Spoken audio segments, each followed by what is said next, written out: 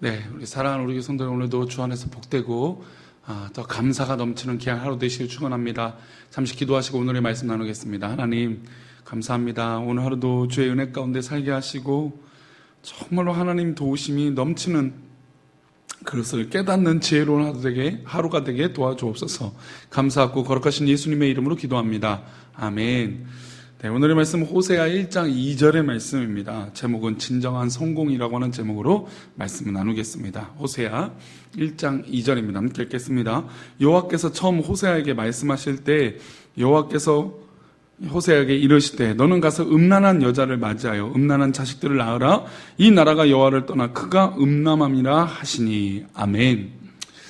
역사적으로 보면 어떤 사람들을 평가할 때 모든 것을 갖추고 있다라고 완벽한 사람이 있을까요? 아닙니다.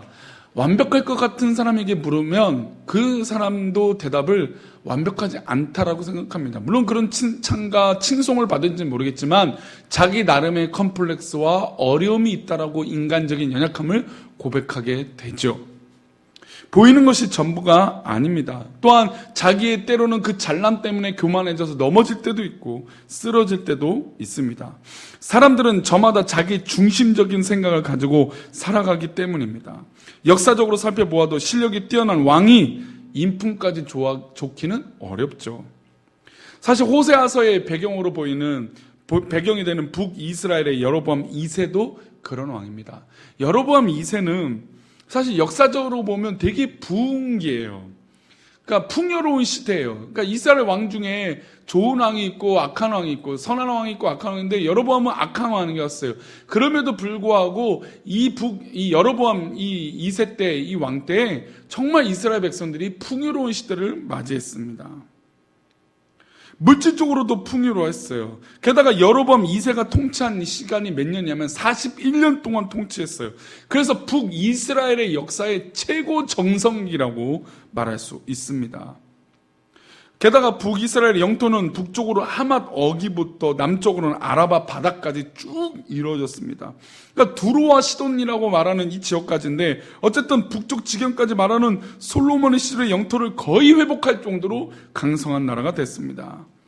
남쪽으로도 사해 바다 아래까지 다다랐다고 여로보암 2세는 그 넓은 영토를 소유하고 남쪽으로는 누구를 압박할까요? 남유다를 압박할 정도로 강력한 나라가 됐습니다. 그런데 문제는 이런 강력한 나라가 됐음에도 불구하고 하나님 여로보암 죄에서 떠나지 아니했다는 겁니다. 여로보암 1세의 죄에서 떠나지 않고 하나님 앞에 떠난 백성이 되었다는 겁니다. 북이스라엘은 창건했던 여로보암 1세는 우상을 세우고 섬긴 죄인이었습니다. 그것을 똑같이 죄를 짓고 하나님을 떠나서 살았다는 것이죠. 절기를 자기 마음대로 바꾸고 베델에 금송아지를 세워서 모두 다 엎드리게 하고 거짓 예배를 드리게 했습니다. 그리고 제사장들도 자기 마음대로 뽑아서 정통적인 하나님 기뻐하시지 않는 제사장들로 세웠습니다. 레위인을 그렇게 세운 것이죠. 그래서 북이스라엘 첫 번째 왕 여로보암 1세의 죄가 여로보암 2세 시절까지 끊이지 않고 이어지고 있다는 것이죠. 여로보암 2세 시절은 물질이 넘쳤지만 그만큼 죄도 엄청나게 관영했다는 것이죠. 차라리 돈이 없었더라면 죄의 볼륨도 죄의 크기도 크지 않았을 것입니다. 그러나 양손에 황금이 있고 물질이 충만한데 죄를 지으면 우리가 상상하는 것 이상으로 죄의 부피가 커질 것입니다. 바로 여로보암 2세 때 일어난 시절이에요. 근데 여로보암 2세 때 보면 하나님께서 그냥 그렇게 놔두신 게 아니에요. 선지자를 보면 오늘 본문에 되는 선지자 호세아를 보내셨죠. 요나도 보내셨죠. 아모스도 보내셨습니다. 기원전 8세기 하나님께서는 북이스라엘 죄악 때문에 선지자를 3명이나 한꺼번에 사역하게 하셨습니다. 그런데도 그들은 여로보암의 죄에서 돌아서지 못했습니다. 우리 2절과 3절을 보겠습니다. 2절, 3절. 네, 우리 2절 말씀 먼저 보겠습니다. 2절 말씀입니다. 여호와께서 처음 호세아에게 말씀하실 때 여호와께서 호세아에게 이르시되 너는 가서 음란한 여자를 맞이하여 음란한 자식들을 낳으라. 이 나라가 여호와를 떠나 크게 음란함이라 하시니. 3절인데요. 이에 그가 가서 디블라임 딸 고멜을 맞이했더니 고멜이 임신하여 아들을 맞으매. 선지자가 음란한 여인 고멜을 아내로 삼았어요. 하나님의 명령이에요. 너무나 어려운 것이죠. 게다가 선지자가 자기의 체면과 어떤 배경을 위해서 음란한 여인을 아내로 맞이한다? 이거는 굉장히 상식적이지 않아요. 그런데 이 모든 배경에 하나님 역사하고 계세요. 왜 이 고멜을 아내로 맞이하라고 하셨을까요? 이 고멜은 바로 이스라엘을 상징해요. 호세아는 바로 하나님의 사랑을 상징하죠. 하나님의 사랑이 이스라엘 백성을 그렇게 사랑하고 계신다는 겁니다. 음란한 여인이지만, 정말 가까이 하기 어려운 여인이지만 하나님이 사랑하고 계신다는 것입니다. 게다가 이 고멜은 아주 유명한 여인이었어요. 아주 음란하고 죄악 가운데 만연한 여인이라고 소문난 여인이었어요. 그 여인을 선지자가, 그 깨끗한 선지자가 아내로 삼는다는 건 너무나 어려운 일인데, 그만큼 하나님께서 누구를 사랑하신가요? 바로 북이스라엘 모든 믿음의 백성들을 사랑하신다는 것입니다. 하나님의 백성은 거룩한 신부가 되어서 그 언약 가운데서 자신의 영적인 순결을 지키도록 하셨습니다. 하지만 하나님의 자녀인 북이스라엘 백성들은 고멜처럼 순결하지 아니했어요. 고멜의 죄악을 용납하겠다는 뜻이 아니라 하나님이 누구를 끝까지 사랑하겠다고요? 고멜 같은 우리를 끝까지 사랑하겠다고 하는 메시지가 바로 호세아예요. 고멜의 죄를 이해해서 아내로 삼은 게 아니에요. 우리는 그만큼 죄인이고 연약한 죄인인데 하나님이 끝까지 우리를 사랑하신다는 것이죠. 그리고 호세아가 고멜 사이에서 자녀가 태어납니다. 아들 둘과 딸 하나를 낳게 돼요. 자녀들의 이름을 하나님이 지어주세요. 그들의 이름을 통해서 하나님의 의지, 내가 이 의지가 있다라고 하는 것을 보여줍니다. 4절이에요. 있습니다. 여호와께서 호세아에게 이르시되 그의 이름을 이스라엘이라 하라. 조금 후에 내가 이스라엘 피를 예후의 집에 갚으며 이스라엘 족속의 나라를 폐할 것임이라. 첫째 아들을 낳았는데 그 이름을 이스르엘이라고 쳤어요. 이스르엘. 4절입니다. 잘못했는데 여호와께서 호세아에게 이르시되 그의 이름을 뭐라고요? 이스르엘이에요. 이스라엘로 졌습니다. 북이스라엘 유명한 지명이었습니다. 이 지역을 떠오르면 어떤 사람입니까? 이스라엘 백성은 단 한 가지 사건이 떠오릅니다. 바로 아합 가문이 에후에게 멸절당한 사건이에요. 아합은 북이스라엘 왕들 중에서 가장 악한 왕이었습니다. 하나님께서 아합의 자손들을 멸하실 때 예후를 통해서 이스라엘 골짜기에서 피를 흘리게 만드셨고 심판하셨다는 것이죠. 하나님이 아합과 이세벨에게 얼마나 많은 경고를 하셨습니까? 하지만 그들은 경고를 듣지 아니했습니다. 하나님은 예후를 통해서 아합 가문을 이스라엘 골짜기에서 멸망당하게 하셨습니다. 이것은 북이스라엘 백성들에게 주신 하나님의 강력한 경고예요. 이스라엘 골짜기에서 아합 가문은 심판한 것처럼 이스라엘 백성들을 심판할 것이라고 말씀한 것입니다. 그 이스라엘의 지명의 이름이 그래요. 그리고 두 번째 딸을 낳아요. 우리 6절 말씀입니다. 있습니다. 시작. 고멜이 또 임신하여 딸을 낳음에 여호와께서 호세아에게 이르시되 그 이름을 롤루하마라 하라. 내가 다시는 이스라엘 족속을 긍휼히 여겨서 용서하지 않을 것임이라. 자, 하나님은 이스라엘이라고 하는 첫째 아들을 낳고 이 아들을 통해서 심판에 대한 계획을 보여주셨어요. 그리고 두 번째 딸을 낳았는데 롤루하마예요.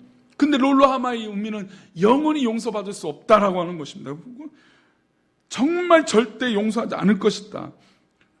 그런데 이 부정어 그러니까 롤루하마라고 하는 로라가 뭐냐면 긍휼을 더 이상 베풀지 않을 것라고 하는 확정어입니다. 끝까지 돌아오지 않으면 더 이상 긍휼이 없을 거라고 말씀하신 하나님의 강력한 의지예요. 우리가 자녀들을 키울 때 너 마지막이야. 너 이거 진짜 이러면 너 정말 용서하지 않을 거야. 결코 용서하지 않을 거야. 그런 메시지라는 것이죠. 그리고 이 호세아가 셋째 아들을 낳습니다. 셋째는 어떻습니까? 여호와께서 이르시되 그의 이름을 로암미라고 하라. 너희는 내 백성이 아니요 나는 너희 하나님이 되지 아니할 것임이라. 암미는 백성이고 로암미는 내 백성이 아니다라는 것이에요. 지금까지 내가 너희를 긍휼히 여기고 돌보았으나 앞으로 계속해서 제 가운데 있으면 너희는 더 이상 내 백성으로 여기지 않겠다는 것입니다. 그러면 이 호세아를, 이 자녀 3명을 통해서 하나님 말씀하신 의도는 뭘까요? 너 이제 죽어봐라. 너 이제 이렇게 돼서는 끝이야. 아니에요. 하나님은 이런 경고의 메시지를 통해서 끝까지 누구를 사랑하고 계신다는 걸 보여주고 계십니까? 하나님이 우리를 사랑하고 계시다는 것을 보여주는 것입니다. 이것이 진정한 성공이라는 것이죠. 이것이 진정한 은혜이라는 것입니다.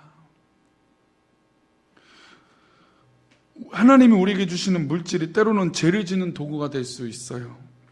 물질뿐만 아니라 건강이나 인간관계 등도 마찬가지예요. 복을 진정한 복으로 만들기 원한다면 하나님 중심의 삶을 살아야 합니다.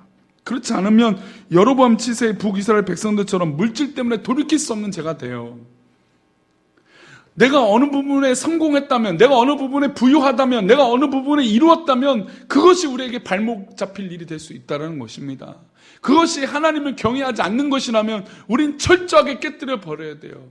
그리고 하나님이 지금도 끝까지 우리에게 경고하시고 또 그 경고 끝에 하나님이 끝까지 우리를 사랑하신다는 것을 믿어야 됩니다.